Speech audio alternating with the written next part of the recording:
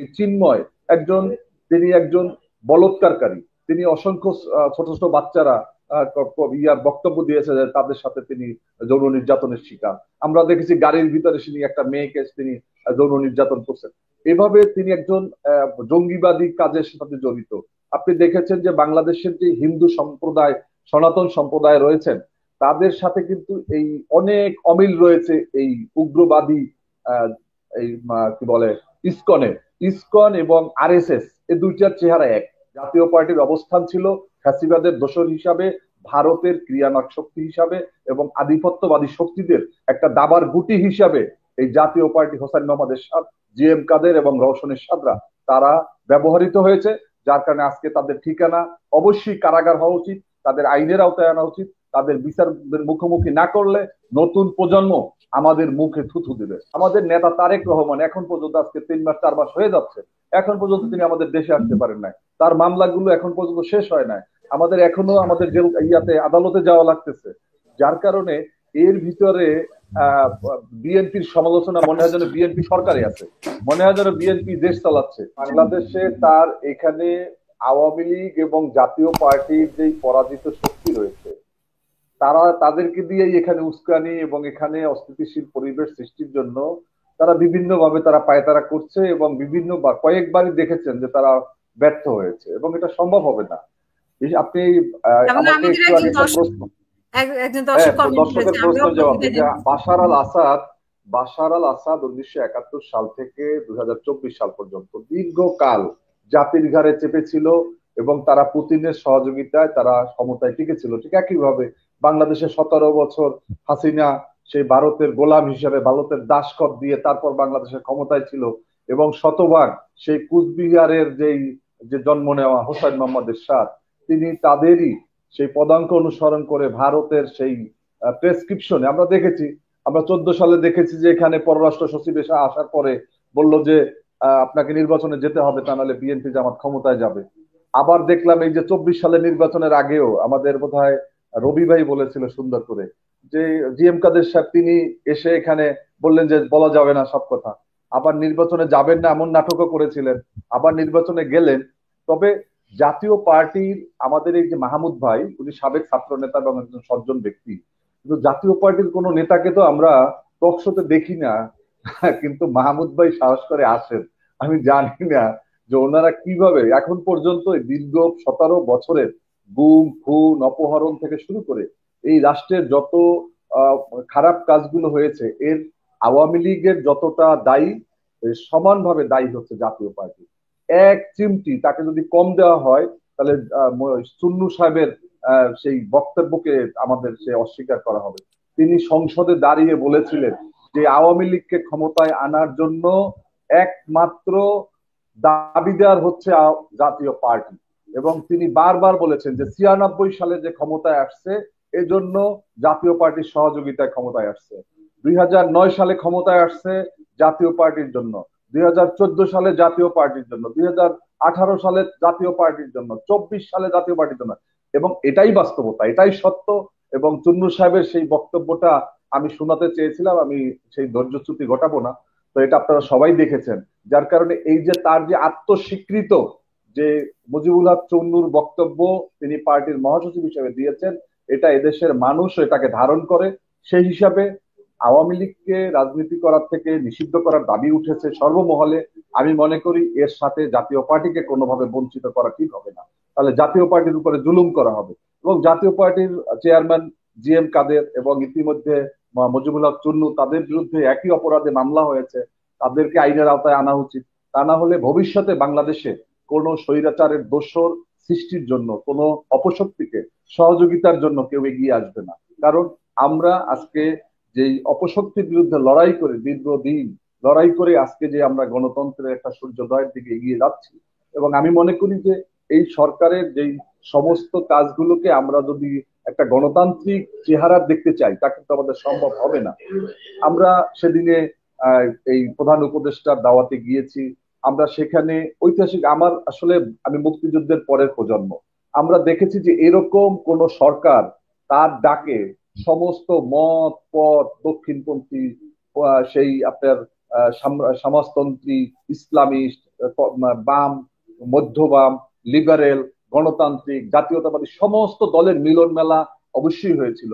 এবং তিনি যে তার যে বক্তব্য, তার যেই ডক্টর মোহাম্মদ ইউনূসের যে দৃঢ়তার সাথে যে ফ্যাসিবাদকে এবং ভারতীয় আধিপত্যবাদকে মোকাবেলা করার জন্য তিনি যে বক্তব্য দিয়েছেন, সত্যি তিনি প্রশংসার দাবিদার এবং তিনি তার তার সত্যভাবেই তিনি এটাকে মোকাবেলা করছেন।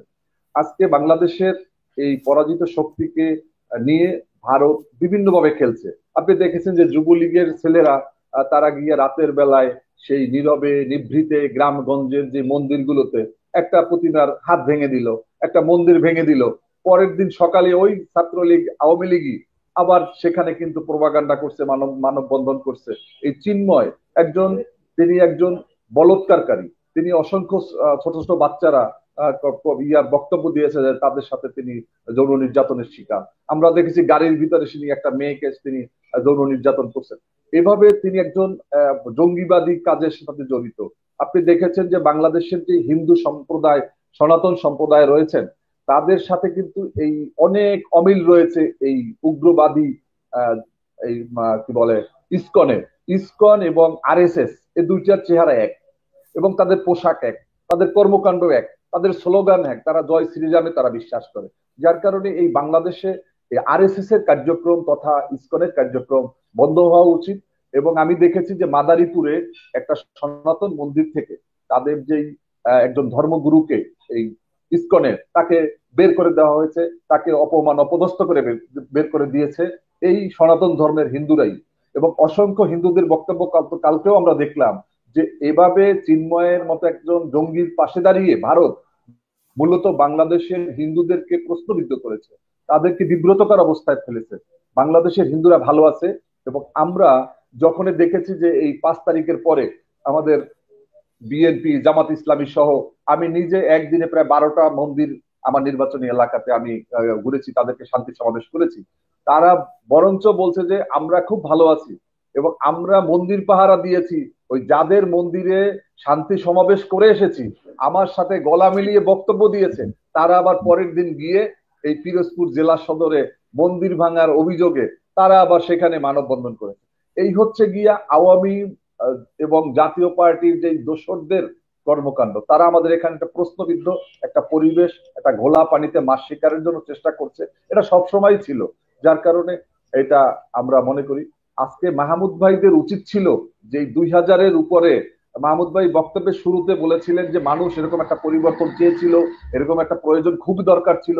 মাহমুদ ভাই, তাহলে জাতীয় পার্টি কেন 24 সালে 3 মাস আগের যে নির্বাচন হলো সেই নির্বাচনে গেল?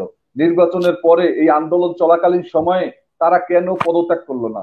তারা কেন এই হত্যার নিন্দা জানালো না? কেন সংসদ থেকে তারা সরে দাঁড়ালো না? আজকে আপনি খুব সুন্দর ভাষায়, সাবলীল ভাষায় আপনি বললেন আপনার মনের কথা। এটা আপনার মনের কথা হতে পারে, জাতীয় পার্টির বক্তব্য নয়। জাতীয় পার্টির অবস্থান ছিল ফ্যাসিবাদের দোসর হিসাবে, ভারতের ক্রিয়ানক শক্তি হিসাবে এবং আধিপত্যবাদী শক্তিদের একটা দাবার গুটি হিসাবে এই জাতীয় পার্টি হোসেন মোহাম্মদ এরশাদ, জিএম কাদের এবং রওশন এরশাদরা তারা ব্যবহৃত হয়েছে। যার কারণে আজকে তাদের ঠিকানা অবশ্যই কারাগার হওয়া উচিত, তাদের আইনের আওতায় আনা উচিত। তাদের বিচারের মুখোমুখি না করলে নতুন প্রজন্ম আমাদের মুখে থুথু দিবে। ধন্যবাদ আপনাদের সবাইকে। জি, আপনার কাছে আমি মাঝে একটা প্রশ্ন করতে চেয়েছিলাম যে ছাত্রলীগের গোলাম রব্বানী হঠাৎ করে জামাত ইসলামের প্রশংসা করছে কেন? ওরা কি জামাত ইসলামের উপর এটা আমি আপনাকে শুধু ওইটা না, আপনি আজকে দেখবেন যে যারা বিএনপির সমালোচনা করে, বিএনপি এখন বলতে ক্ষমতায় যায়নি। বিএনপি দীর্ঘ 17 বছরের মামলা, হামলা, নির্যাতন, নিপীড়নে 1 লক্ষের বেশি মামলা এবং 1 কোটির উপরে আসামি। আমি নিজে 13টা মামলার আসামি। আমি 6 বার গ্রেপ্তার হয়েছি। আমি নিজে যুবলীগের হামলার শিকার হয়েছি। আমাদের নেতা তারেক রহমান এখন পর্যন্ত আজকে 3 মাস 4 মাস হয়ে যাচ্ছে, এখন পর্যন্ত তিনি আমাদের দেশে আসতে পারেন নাই। তার মামলাগুলো এখন পর্যন্ত শেষ হয় নাই। আমাদের এখনো আমাদের জেল আদালতে যাওয়া লাগতেছে। যার কারণে এর ভিতরে বিএনপির সমালোচনা মনে হয় যেন বিএনপি সরকারে আছে, মনে হয় যেন বিএনপি দেশ চালাচ্ছে। আজকে যারা আওয়ামী লীগের পক্ষে কথা বলতে পারে না, জাতীয় পার্টির যে সমস্ত নেতারা কথা বলতে পারে না, আজকে চায়ের দোকানগুলোকে গরম করছে। আজকে আমাদের সৃষ্টির জন্য তারা জামাতের পক্ষে নিয়ে। জি ইরান ভাই একটু শুনুন। বলে রবি ভাই, মানে তারা কি জামাতের উপর ভর করতে চাচ্ছে নাকি? না না না না না, এই যে হাসিনা আপু আপনার যে প্রশ্নটা ইরান বের করছেন সেটা উত্তর নেন। কারণ হলো মানুষ কিন্তু যখন নাকি কারো কাছ থেকে সহযোগিতা পায় সেটা কিন্তু মানুষ সবসময় স্মরণ করে, মনে মনে করতে হয়, হয়তো প্রকাশ না করলে। কারণ গোলাম রব্বানী সাহেব আজকে যে কথা বলছে জামাত ইসলাম সম্বন্ধে, এটার সাথে আমি একমত। ঢাকা বিশ্ববিদ্যালয় ছাত্র শিবিরের সভাপতি, সেক্রেটারি, যারা নাকি বোরকা পরে হ্যামলেট মাথা দিয়ে নিজের অস্তিত্বকে অস্বীকার করে ছাত্রলীগের সাথে আতাত করে ঢাকা বিশ্ববিদ্যালয়ের বিভিন্ন হলে ছিল, ওনারা নিজেরাই বলছেন। অতএব এটা তাদের পুরনো সক্ষতা, 96 সালে করেছিল বিএনপিকে ক্ষমতা থেকে হটানোর জন্য। আর আজকে যে সক্ষতা গোলাম রব্বানী বলছে, গোলাম রব্বানীর অধীনেই এই ঢাকা বিশ্ববিদ্যালয়ের শিবিরের সভাপতি সেক্রেটারি এরা হলে ছিল এবং তার তত্ত্বাবধানেই তারা রাজনীতি করত ঢাকা বিশ্ববিদ্যালয়ে। সেহেতু সে পুরনো কথাটা মনে পড়ে গেছে। তো প্রথম দেখার ভালোবাসা কখনো আপা ভোলা যায় না, সেহেতু জামাতকে তারা ভালোবাসবে, এটা দুঃখের কিছু। যারা এই সরকারকে যারা প্রশ্নবিদ্ধ করতে চায় তারা মূলত এই সরকারের বিরুদ্ধে কথা না বলে বিএনপির দোষ ধরা শুরু করেছে, বিএনপিকে প্রশ্নবিদ্ধ করতে চায়, আবার জামাত ইসলামের পক্ষে তারা অনেকে অবস্থান নেওয়ার চেষ্টা করে। আমি মূলত বলতে চাই যে এভাবে না করে তারা সরাসরি বলুক যে আমরা আওয়ামী লীগের পক্ষের, আমরা জাতীয় পার্টির পক্ষের, আমরা এই সরকারের বিরোধী, তাহলে আমাদের শত্রু চিনতে আরো সুবিধা হয়, আমাদের কাজ করতে সুবিধা হবে। ধন্যবাদ আপনাকে।